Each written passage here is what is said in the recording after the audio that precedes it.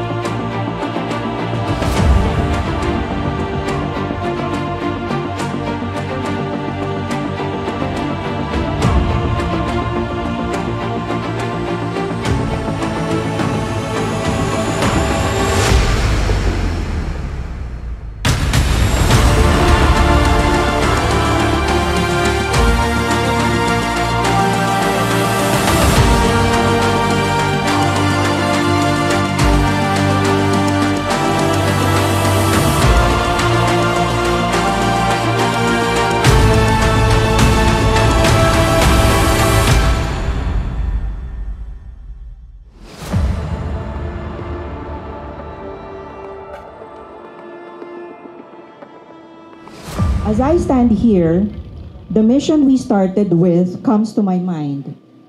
That is to make memorable leisure experiences by building beautiful and sustainable property developments in the Philippines. And our vision to be the preferred developer of middle market mixed-use projects in leisure destinations across the country by 2030. And I think of our founder, Gary To, the very heart of City Global. From humble and modest beginnings, he forged our mission and our vision. He personified the value of grit, that is, passion and persistence. Walang imposible. 6,000 ways. Today is just the beginning.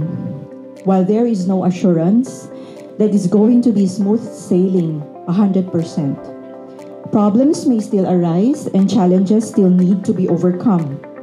But we rest in the sureness of God's promise through His word.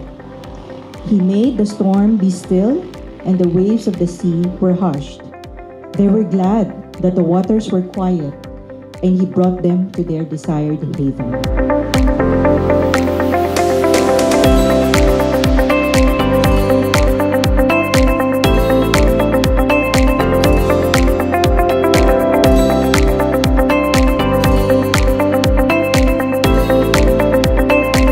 Structure that we are in right now is, or was not originally intended to be what it is today. Midway through its construction, we saw the opportunity to convert it from a facility for the site team to a commercial space and decided to pivot.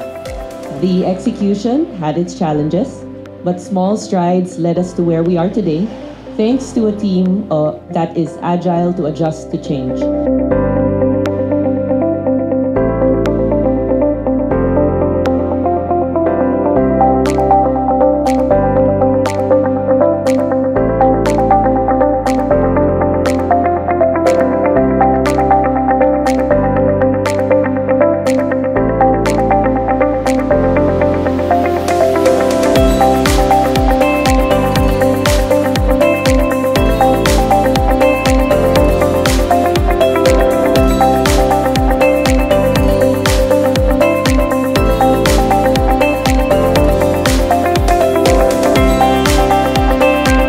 Gitna ng malalakas na hangin at matitinding hampas ng alon, we trust that we will be brought to where we want to be.